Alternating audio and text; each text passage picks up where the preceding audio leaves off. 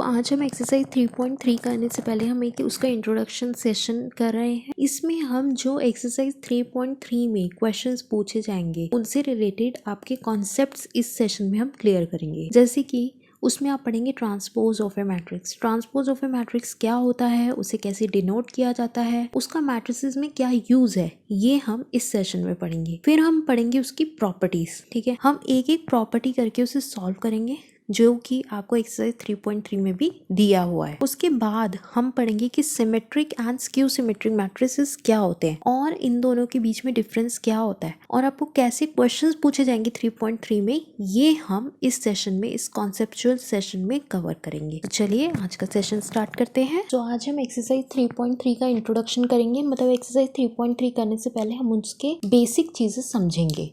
तो सबसे पहले हमें दिया हुआ transpose of a matrix. Transpose of a matrix ये जो शब्द है ये आप एक्सरसाइज 3.3 जब करेंगे तो ये बहुत यूज आएगा। तो सबसे पहले हम समझते हैं कि ये होता क्या है। ये होता है इफ ए अगर हमें समझ लीजिए ये एक मैट्रिक्स दिया हुआ है, m इंटू एन मतलब इस रो और कॉलम का मैट्रिक्स है ये। ठीक है, then the matrix obtained by interchanging the row and column of A is called the transpose of a matrix A. मतलब समझ लीजिए हमें ये एक मैट्रिक्स दिया हुआ है, तो हम क्या करेंगे, हम इसकी रो और कॉलम को इंटरचेंज कर देंगे।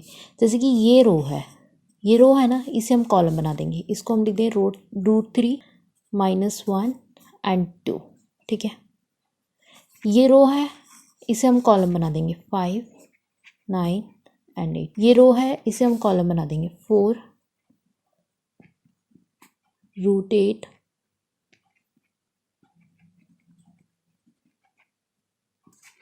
एंड 10। ठीक है, और ट्रांसपोज को हम कैसे डिनोट करते हैं, ए के ऊपर ऐसे एक साइन लगा के आप ऐसे ट्रांसपोज को डिनोट करते हैं। तो आपने क्या समझा, ट्रांसपोज क्या होता है? ट्रांसपोज होता है जब आप मैट्रिक्स के रो और कॉलम को इंटरचेंज कर देते हैं। जैसे कि इधर लिखा हुआ है, then the matrix obtained by interchanging the row and column of A is called the transpose of A. ये ए का ट्रांसपोज निकला है। मतलब आपने रो था उसको कॉलम बना दिया, फिर रो को कॉलम बनाया, फिर रो को कॉलम बना दिया। ठीक है, अब हम पढ़ते हैं properties of a matrix transpose में। ठीक है, तो प्रॉपर्टीज ऑफ ए मैट्रिक्स में हमें पहली प्रॉपर्टी दी हुई है कि ए ट्रांसपोज का जो ट्रांसपोज होगा वो ए होगा। ठीक है, मतलब ए का ट्रांसपोज कर दो, फिर इसका भी ट्रांसपोज कर दो, तो ये क्या आएगा, ए आएगा। अभी हम इसको प्रैक्टिकली भी करेंगे, मैंने इसके ऊपर एक क्वेश्चन भी बनाया हुआ है। फिर के ए का जो ट्रांसपोज होगा वो के ए का ट्रांसपोज होगा और ये दोनों इक्वल होंगे। अगर ए का ट्रांसपोज करते हो और फिर उसका भी ट्रांसपोज करते हो तो ए के इक्वल आएगा। ठीक है, ऐसे के ए का ट्रांसपोज करेंगे तो इक्वल होगा के ए ट्रांसपोज के। ए प्लस बी का जो ट्रांसपोज होगा वो इक्वल होगा A transpose plus B transpose के। ए बी को मल्टीप्लाई करेंगे तो उसका जो ट्रांसपोज होगा वो इक्वल होगा ट्रांसपोज मल्टीप्लाई ए ट्रांसपोज। तो जब आप एक्सरसाइज 3.3 करेंगे तो आपको यही बोलेगा कि क्वेश्चन में मैट्रिक्स दे देंगे दो और बोलेंगे प्रूव करो कि ए प्लस बी का जो ट्रांसपोज है वो इक्वल है A transpose plus B transpose के। ठीक है, तो आपको ऐसे प्रॉपर्टीज यूज करके इसे प्रूव करना होगा वहाँ पे। तो चलिए अब एक क्वेश्चन करके देखते हैं कि जिससे आपको प्रॉपर्टीज अच्छे से समझ में आ जाए और पता भी चल जाए कि 3.3 जब आप करेंगे तो कैसे क्वेश्चन पूछे जाएंगे। सो जैसे कि अभी आपको मैंने प्रॉपर्टीज के बारे में बताया था, अब हम क्या करेंगे, हम उन प्रॉपर्टीज का यूज करेंगे। जैसे कि हमें एक्सरसाइज 3.3 में क्या करेगा, हमें मैट्रिसेस दे देगा और बोलेंगे कि वेरीफाई करो ये सारी प्रॉपर्टीज। सो हमने फर्स्ट प्रॉपर्टी जो लिया उसने बोला कि ए ट्रांसपोज का अगर हम ट्रांसपोज करते तो ए के इक्वल आएगा। तो सबसे पहले हम क्या करेंगे, हम LHS को सॉल्व करेंगे। तो हम LHS अपना लिख लेते हैं। हमें क्या दिया हुआ है कि ए ट्रांसपोज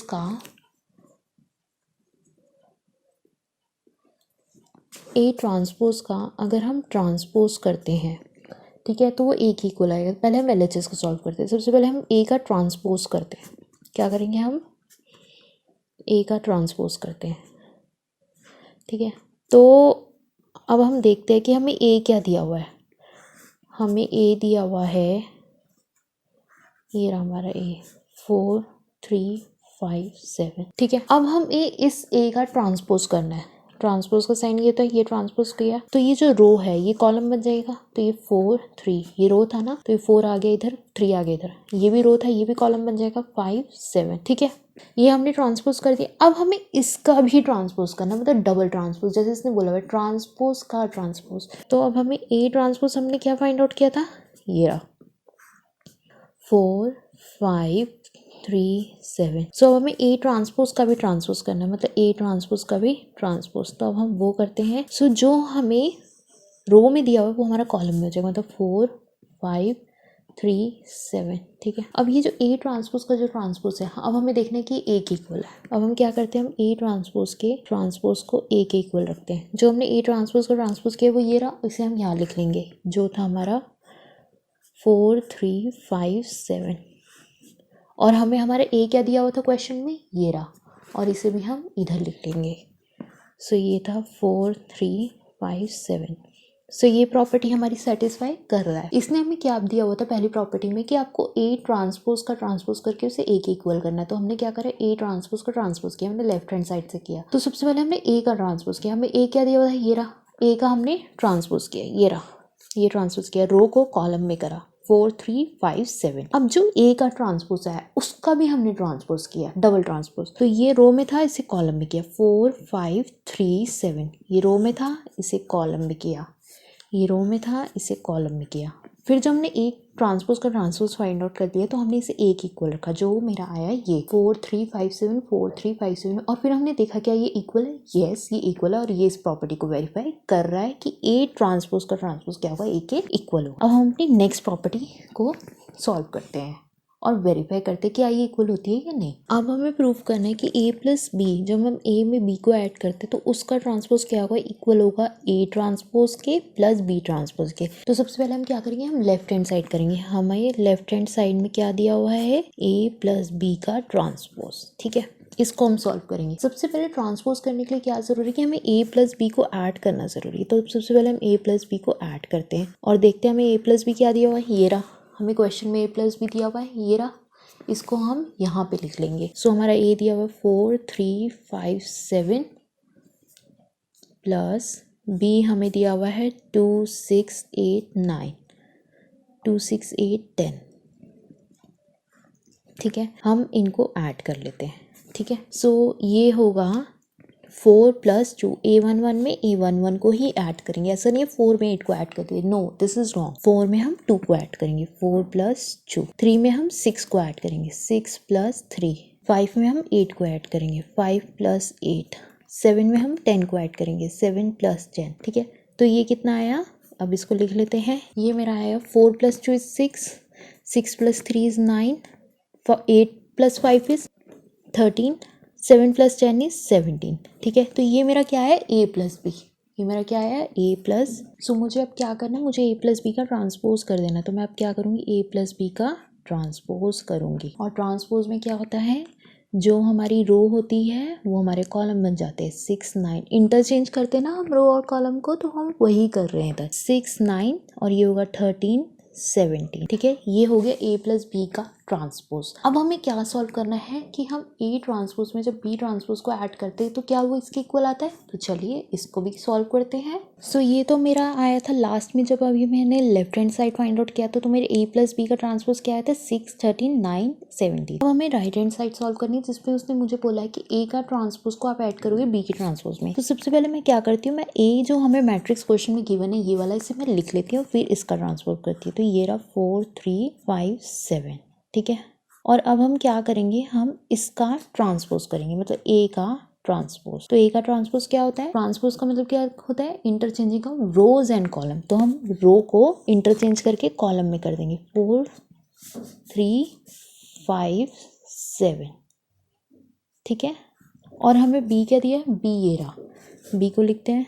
सो मुझे b दिया हुआ है 2 6 8 10। सो b है मेरा 2 6 8 10, ठीक है। अब मुझे क्या करना है, b को ट्रांसपोज करना है। तो b का ट्रांसपोज क्या होता है, b का ट्रांसपोज होता है interchanging of rows and column. Row को कॉलम में लेंगे, 2 6 8 10, ठीक है। अब मुझे क्या करना है, ये जो मैंने a और b का जो ट्रांसपोज फाइंड आउट किया इसे मुझे ऐड करना है, मतलब a transpose plus b transpose.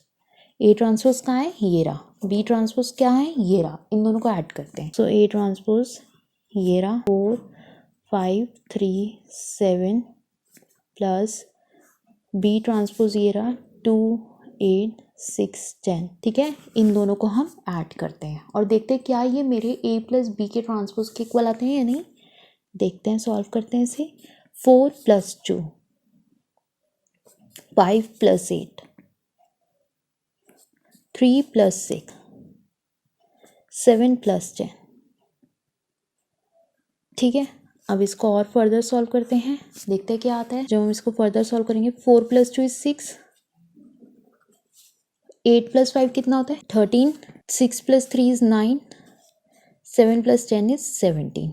ठीक है, तो ये आया मेरा क्या, A transpose plus B transpose. ठीक है, अब मुझे इस A + B ट्रांसपोज को इक्वल देखना है A + B के पूरे ट्रांसपोज के, मतलब A transpose plus B transpose को मुझे इसके इक्वल, यही तो हमें प्रॉपर्टी दी हुई थी। क्या थी हमारी प्रॉपर्टी कि A + B को जब आप ऐड करते हो और उसका जो ट्रांसपोज करते हो वो इक्वल होगा A ट्रांसपोज के प्लस B ट्रांसपोज के। तो A + B का ट्रांसपोज कहाँ है, ये रहा जो मैंने फाइंड आउट किया था, इसे मैं यहाँ लिख दूंगी, ये रहा, ये था मेरा 6, 13, 9, 17।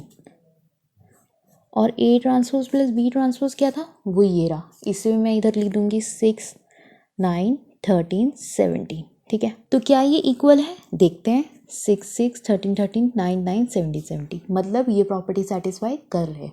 और हमने वेरीफाई कर दिया है कि ये जो लेफ्ट हैंड साइड है ये राइट हैंड साइड के इक्वल है, मतलब A + B का जो ट्रांसपोज है वो A transpose plus B transpose के इक्वल है। और ऐसे ही आपको एक्सरसाइज 3.3 में क्वेश्चन दिए होंगे कि आपको इक्वल प्रूफ करना होगा, आपको दो मैट्रिक्स दे देंगे, प्रॉपर्टी दे देंगे और आपको वेरीफाई करना होगा क्या ये इक्वल है या नहीं है। अब हम अपनी नेक्स्ट प्रॉपर्टी की तरफ चलते हैं। सो हमारी नेक्स्ट प्रॉपर्टी में हमें दिया हुआ है कि क्या है, कि एक कांस्टेंट नंबर है, कांस्टेंट है, और अगर हम के बी को मल्टीप्लाई करते हैं और उसका जो ट्रांसपोज करते हैं वो इक्वल होगा के बी ट्रांसपोज के। ठीक है, तो हमें ये प्रूव करना है क्या ये दोनों इक्वल है या नहीं है। और हमें क्वेश्चन में ऑलरेडी बी ये रहा जो हमें गिवन है वो मैंने इधर लिख लिया है। ठीक है, तो अब हम क्या करेंगे कि हम लेफ्ट हैंड साइड से ही करते हैं अपना क्वेश्चन। लेफ्ट हैंड साइड में हमें क्या दिया हुआ है, के बी का ट्रांसपोज। ठीक है, समझ लीजिए सबसे पहले के बी का ट्रांसपोज करने के लिए हमें के बी फाइंड करना बहुत ज़रूरी है। तो हम सबसे पहले के बी फाइंड आउट करते हैं। के ये रहा और मेरा बी ये रहा, 2, 6,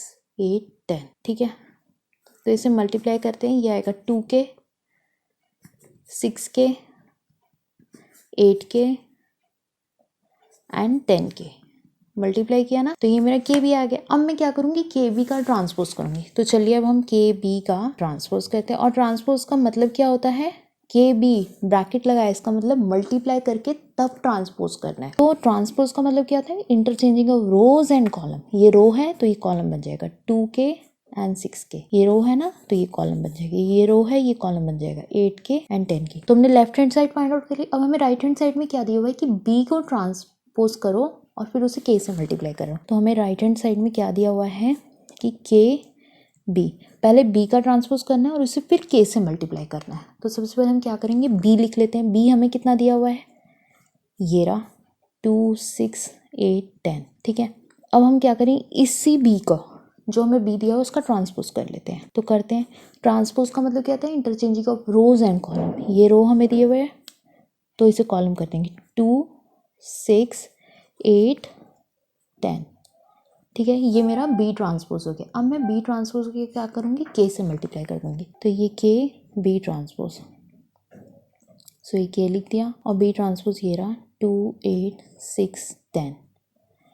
ठीक है, जो हमने बी ट्रांसपोज फाइंड आउट किया था ना बी से, यही हमने यहाँ लिखा है। अब हम इसको मल्टीप्लाई कर देते हैं। तो मल्टीप्लाई करके क्या है, 2 के, 8 के, 2 इंटू के इज़ 2 के इंटू 8 इज़ 8 के इंटू 6 इज़ 6 के, 10 इंटू के इज़ 10 के। ठीक है, अब मुझे दिया क्या हुआ था, प्रॉपर्टी क्या दी हुई थी, मुझे ये दी हुई थी कि के बी को जब आप मल्टीप्लाई करते हो और उसका ट्रांसपोज करते हो तो वो इक्वल होगा बी ट्रांसपोज इंटू के। तो हम यही लिख लेते हैं। यहाँ पे क्या दिया हुआ था, के बी को आप पहले मल्टीप्लाई करो फिर उसका ट्रांसपोज करो और ये इक्वल होगा के बी के ट्रांसपोज के। ठीक है, तो हमारा के बी को जब हमने मल्टीप्लाई किया था उसका ट्रांसपोज किया था तो वो ये रहा। इसको मैं यहाँ लिख लेती हूँ, 2 के, 8 के, 6 के और 10 के। और ये किसके इक्वल होगा, ये इक्वल होगा के बी ट्रांसपोज के। ठीक है, ये रहा जो हमने फाइंड आउट किया था। पहले हमने बी लिखा फिर उसका ट्रांसपोज किया फिर उसे के से मल्टीप्लाई किया, तो ये रहा 2 के, 8 के, 6 के एंड 10 के। तो अब हम देखते हैं क्या ये इक्वल है, 2, 2, 8, 8, 6, 6, 10, 10।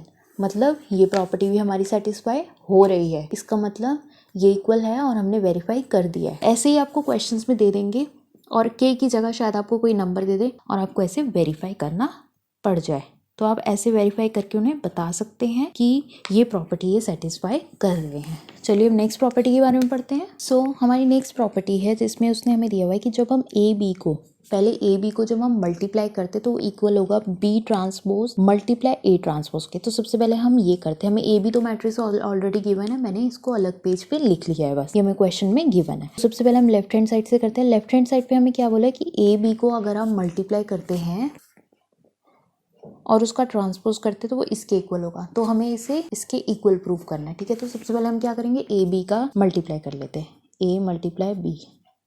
तो ये तो हमें मैट्रिसेस दिए हुए हैं, ये रहा ए बी, तो हम क्या करते हैं इसको इधर लिख लेते हैं। सो ये रहा 4 3 5 7, बी ये रहा, बी हमें दिया हुआ है 2 6 8 10, ठीक है। तो हम क्या करेंगे, हम सबसे पहले ए बी को मल्टीप्लाई कर लेंगे। तो चलिए करते हैं ए बी को मल्टीप्लाई। तो पहले आपको क्या बताया था कि क्या करेंगे, आप पहले रो को कॉलम से करेंगे, फिर फर्स्ट रो को सेकंड कॉलम से करेंगे। तो पहले फर्स्ट रो को फर्स्ट कॉलम से करेंगे, फिर फर्स्ट रो को ही सेकंड कॉलम से करेंगे। तो पहले हम क्या करेंगे, 4 × 2 प्लस 3 × 8, ठीक है। फिर ये हो गया 4 × 6 प्लस 3 × 10। फिर ये हो गया फिर सेकंड रो को फर्स्ट कॉलम से करेंगे, फिर सेकंड रो को ही सेकंड कॉलम से करेंगे। तो ये हो गया 5 × 2 प्लस 7 × 8। फिर ये हो गया 5 × 6 प्लस 7 × 10, ठीक है। आपने ए बी को सबसे पहले मल्टीप्लाई किया, अब हम इसको आगे फर्दर सॉल्व करते हैं। सो ये क्या हो गया, 4 2 8, 3 8 24, 4 6 24 plus 3 × 10 is 30, 5 × 2 is 10, 7 8 is 56, 6 5 30, 7 10 is 70।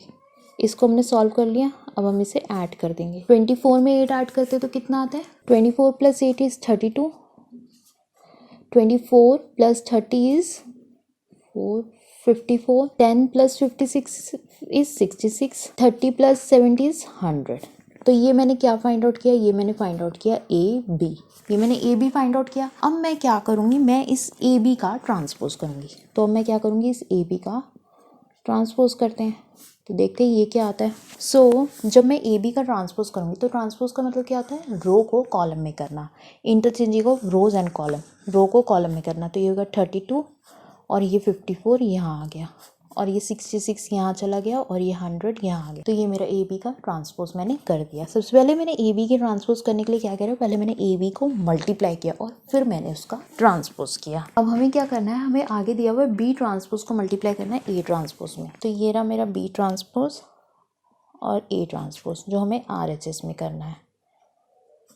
So B transpose को ए ट्रांसपोज में मल्टीप्लाई करना है। तो सबसे पहले मैं बी लिख लेती हूँ। बी हमें क्वेश्चन में दिया हुआ है, ये रहा 2 6 8 10, और सबसे पहले मैं बी का ट्रांसपोज करती हूँ। तो बी का ट्रांसपोज किया तो ये आया interchanging of rows and column. तो ये रहा रो, तो इसको मैं कर दूंगी 2 6, रो कॉलम में हो गया और ये भी कॉलम में हो जाएगा।